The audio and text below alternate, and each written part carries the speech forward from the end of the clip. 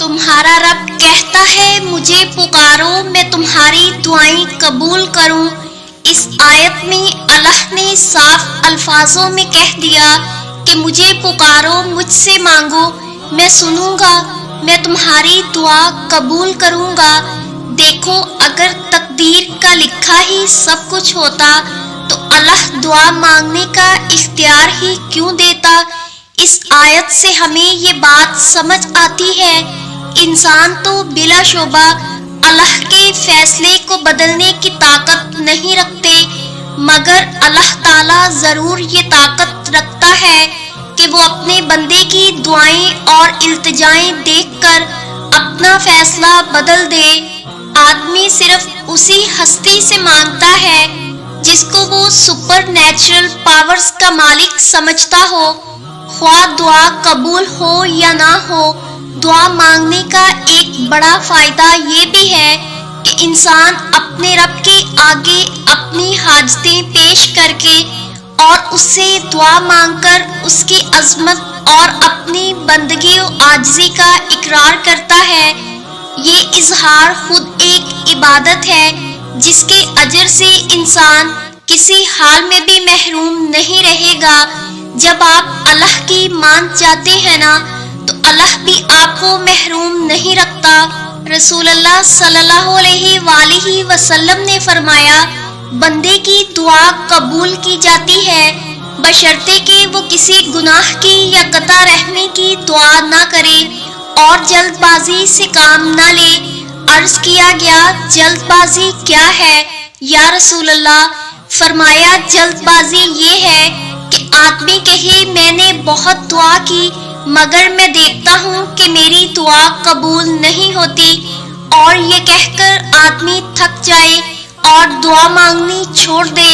اور ہم کتنی جلد بازی کرتے ہیں کہ جیسے ہی دعا مانگے فوراً قبول ہو جائے۔ ہم انسان اگر کسی کی کوئی دعا قبول ہوتے ہوئے دیکھ لیں اور وہی دعا ہم کب سے مانگ رہے ہوں اور قبول نہ ہو رہی ہو تو ہم اللہ تعالیٰ سے سوالات شروع کر دیتے ہیں، لوگوں سے سوالات شروع کر دیتے ہیں کہ ہماری دعا کیوں قبول نہیں ہوتی یا کب قبول ہوگی۔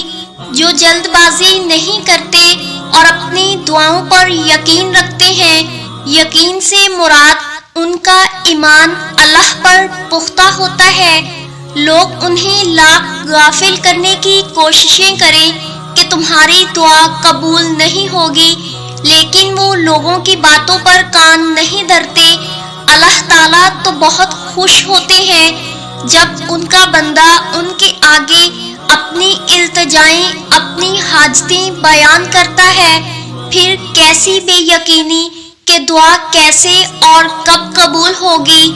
دیکھو، جب یقین پختہ ہوگا نا اپنی دعاؤں پر اور دعاؤں کو قبول کرنے والے پر، تو کبھی آپ شک و شبہ کا شکار نہ ہوں، کبھی آپ کسی سے سوال نہ کریں کہ ہماری دعا قبول کب ہوگی۔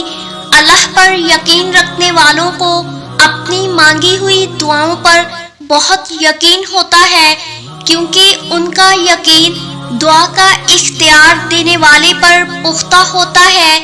دیکھو، اللہ نے چاہا جبھی تو ہمارے ہاتھ اس کی بارگاہ میں اٹھے ہیں نا، تو یقین بھی رکھیں اپنی دعاؤں پر، یقین والوں کی دعائیں رد نہیں ہوتی۔ کچھ دعائیں قبولیت کا شرف پانے میں ایک طویل عرصہ لیتی ہیں، جبکہ کچھ دعائیں زبان سے نکلنے کی دوری پر ہوتی ہیں۔ کچھ دعاؤں کو اللہ فوراً قبول کر کے اپنے بندے کو یہ بتاتا ہے کہ میں تیرے کتنا قریب ہوں یہ جان لے، اور جب یہ دعا میں نے اتنی جلدی قبول کر لی تو جو دعائیں تیری اٹکی ہوئی ہیں وہ کسی وجہ سے اٹکی ہوئی ہیں۔ ایسا نہیں ہے کہ میں نے سنی نہیں یا میں انہیں قبول نہیں کروں گا، بس مجھے تیرا مانگنا پسند آ گیا ہے۔ اور پھر وہ دعائیں جب قبول ہوتی ہیں تو ہم حیران رہ جاتے ہیں۔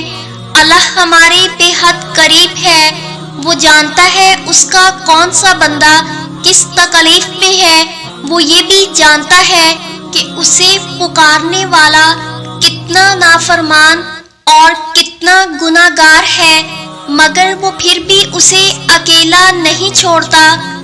دل مشکل میں ڈوبا ہو، سوچ فکروں میں الجھی ہو تو اللہ سے دعا کرنا اور اتنا توکل ضرور کرنا کہ وہ رب تمہاری تمام دعاؤں کو دھیان سے سنتا ہے اور جواب بھی دیتا ہے۔